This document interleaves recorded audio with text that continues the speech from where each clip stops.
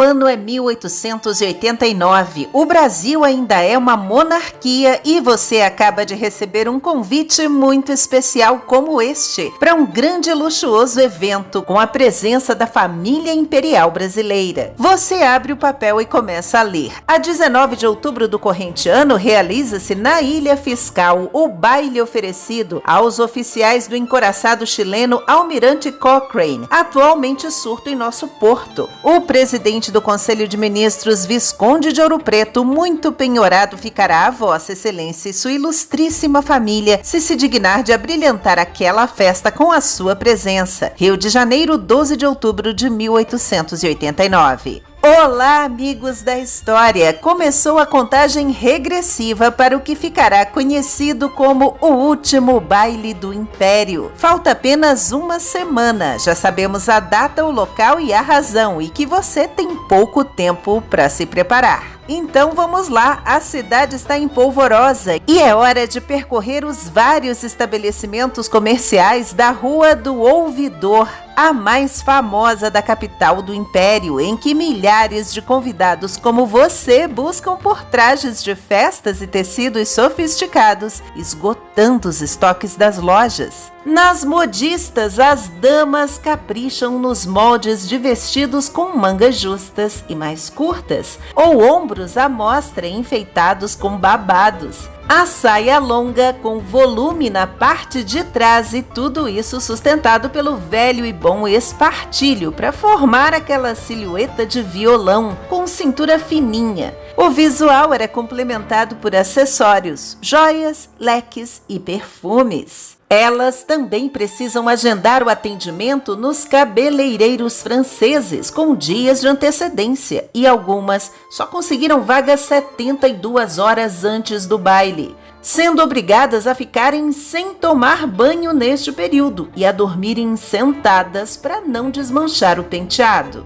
Já os homens recorrem aos barbeiros especializados em cortar os vários estilos de bigodes da moda no fim do século XIX, além de abusar das brilhantinas inglesas nas suas nobres cabeleiras, com suas roupas de cores escuras feitas sob medida nos mais afamados alfaiates, das aristocráticas casacas e cartolas até bengalas, relógios de bolso ou nos seus respeitáveis trajes de oficial. Longe do barulho das ruas estava o imperador. A saúde debilitada de Dom Pedro já prenunciava o fim do segundo reinado. No trono do Brasil há quase 50 anos e a esta altura com diabetes e incontinência urinária, o homem que sempre foi avesso a festas, pompas e cerimônias estava cada vez mais recluso e cansado. A sonolência por causa da doença era motivo de chacota nos jornais e ele vivia cercado por conspirações republicanas. Havia até mesmo sofrido uma tentativa de assassinato 3 meses antes, como o canal já contou aqui em outro vídeo.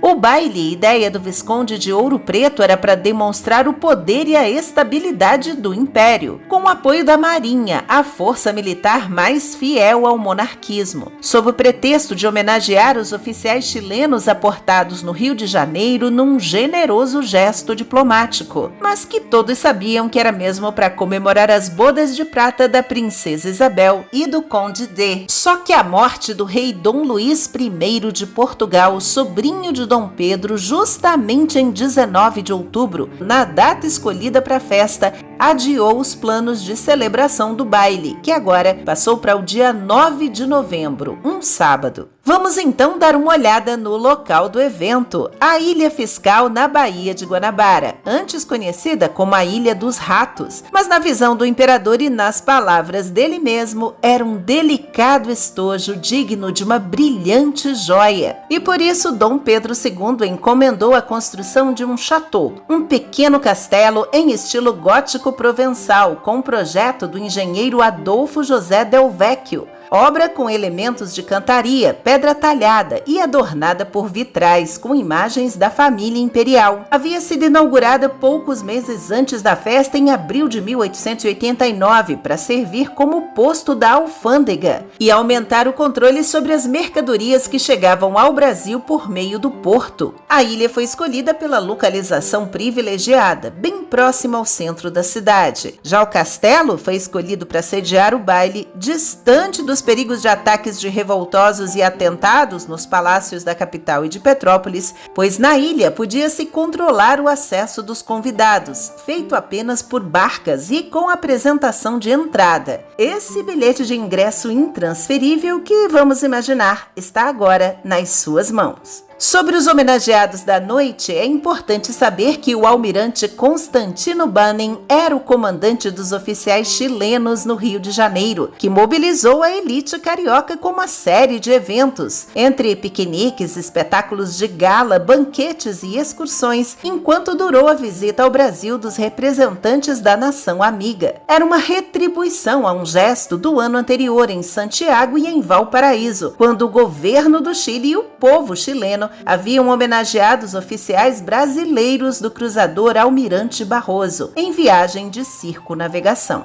Já a fragata dos chilenos foi batizada em homenagem ao escocês Thomas Cochrane, que liderou a Armada do Chile contra os espanhóis durante a Guerra de Independência daquele país. Foi apelidado de Lobo do Mar por Napoleão. Cochrane também foi contratado por Dom Pedro I para organizar e comandar a Marinha de Guerra brasileira e se tornou uma figura fundamental na libertação do Brasil da dominação portuguesa, ganhando até o título de Marquês do Maranhão. Passada essa aulinha de história, voltemos agora às fofocas do baile, pois os jornais já anunciam. A ilha fiscal foi transformada numa ilha de fadas, uma verdadeira maravilha, um paraíso perdido em pleno oceano. E tudo isto devido ao tino, bom gosto e, sobretudo, grandíssima atividade do guarda-mor da alfândega, o senhor comendador Hasselmann. Mais algumas horas e aqueles que nos honram com a sua leitura reconhecerão que tudo aquilo está além do que imaginaram. Ao baile! Ao baile! É hoje a senha da cidade. Então chegou o grande dia. Agora prepare a sua carruagem para te levar ao Cais Pharoux, onde milhares de curiosos já se espremem para assistir à chegada dos convidados da alta sociedade, desfilando em passarelas de veludo vermelho, recepcionados num cenário encantado por donzelas vestidas de ninfas e sereias, antes de embarcarem para a ilha, que foi iluminada à noite por milhares de lâmpadas elétricas e também por centenas de balões, velas e lanternas venezianas acesas, com os holofotes de todos os navios da marinha ao redor iluminando o céu e jogando feixes de luz sobre o castelo. Tanta ostentação era incomum ao histórico de discrição, sobriedade e até economia da corte brasileira. Na festa foram aplicados 10% do orçamento do império destinado à capital para um ano inteiro, algo em torno de 100 a 250 contos de réis. A verba veio de uma dotação de emergência criada para os flagelados da seca, no Ceará, no Ministério de Viação e Obras Públicas. Vários pavilhões foram erguidos em volta do palacete para abrigar as comitivas, além dos 6 salões de dança, como este na única foto que restou da preparação do evento, registrada por Marc Ferrez. Só para decoração haviam 24 pavões empalhados nos cantos das mesas, candelabros de prata gigantescos e muitas frutas e flores, além de 24 miniaturas do castelo esculpidas em açúcar. E atenção para a quantidade de comidas e bebidas no banquete. 3.000 sopas de 22 qualidades, 50 peixes grandes, 800 latas de lagosta, 800 quilos de camarão, 500 tigelas de ostras, 100 latas de salmão, 3.000 latas de ervilha, 1.200 latas de aspargo, 400 saladas diferentes, 200 maioneses, 800 latas de trufas, 12.000 frituras, 1.500 costeletas borboletas de carneiro, 1.300 frangos, 250 galinhas, 500 perus, 800 inhambus, 50 macucos, 300 presuntos, 64 fazões, 80 marrecos, 12 cabritos e 20.000 sanduíches diversos. Para a sobremesa, 14.000 sorvetes de vários sabores, 800 pratos de pastelaria, 600 gelatinas, 300 pudins e 400 doces de fios de ovos. E para beber, 10.000 litros de cerveja, além de milhares de garrafas bem selecionadas entre 188 caixas de vinhos diversos, 80 caixas de champanhe, 10 caixas de vermute, 16 caixas de licores e conhaque, mais 100 caixas de água mineral e 50.000 quilos de gelo. O serviço ficou a cargo da Confeitaria Pascoal. Foram contratados 150 garçons, 48 cozinheiros, 60 ajudantes e mais de 200 serviçais de limpeza. E você pode escolher aí nos cardápios impressos em português, com as cores das bandeiras do Brasil e do Chile, qualquer um desses pratos com nomes chiques em francês, que traduzidos são uma variada lista incluindo desde ostras recheadas com foie gras, patê de coelho e pato, até cabeça de porco recheada, língua de boi e badejo assado. Já o peru recheado com castanhas e presunto não foi servido, pois o conde de Cabo Frio, ministro das Relações Exteriores, ficou muito preocupado, acredite ou não, com a má impressão que podia causar na comitiva peruana que estava na festa, e mandou que as aves fossem recolhidas e escondidas no porão. A conversa chegou aos salões e alguns nobres senhores subornaram o dono de uma embarcação para furtar os tais perus, mas acabaram descobertos e detidos pela polícia. Dom Pedro II desembarcou na ilha por volta de 10 da noite e dizem que tropeçou logo na chegada, talvez porque estivesse adoentado com fraqueza nas pernas, e nesse momento, com presença de espírito, teria dito em tom de brincadeira: o imperador tropeçou, mas a monarquia não caiu. Mais tarde foi a vez da princesa Isabel e o marido, conhecidos pés de valsa, darem início às danças da noite. Enquanto orquestras animavam a ilha e também tocavam a bordo do navio Almirante Cochrane, a banda da Força Militar alegrava o povo não convidado do outro lado, lá no cais, com as populares polcas e lundus. No baile, as damas sempre anotando ali nos cartões de dança os nomes dos cavalheiros com quem se comprometeram a rodopiar no salão. No repertório, fantasia, valsa e minuano, e o som de fundo executado com trechos de óperas. O imperador dançou apenas uma vez com a filha do barão Sampaio Viana, que estava completando 15 anos de idade. Bateu fome? Depois da meia-noite o jantar começou a ser servido, mas em turnos diferentes para atender essa gente toda. A família imperial e sua comitiva primeiro, mas Dom Pedro não tocou em nada e logo em seguida se retirou com a esposa, a imperatriz Dona Teresa Cristina, e os outros parentes. Enquanto a música embalava o baile madrugada dentro, muitos militares estavam reunidos ali perto na Escola Militar da Praia Vermelha, articulando a derrubada do Império. Entre eles estava o líder dos republicanos, o tenente-coronel Benjamin Constant, que ao chegar em casa era esperado pela esposa e uma das filhas, Bernardina, então com 16 anos, e exigiram ir ao baile da monarquia. Não conseguiram entrar na festa, mas o militar acabou arrastado pelas duas até o cais para apreciarem de longe a ilha iluminada. Só que lá dentro já estava faltando banheiro suficiente para as mais de 4.000 pessoas na festa. Os homens mais práticos se aliviavam ali mesmo, nos arredores do edifício.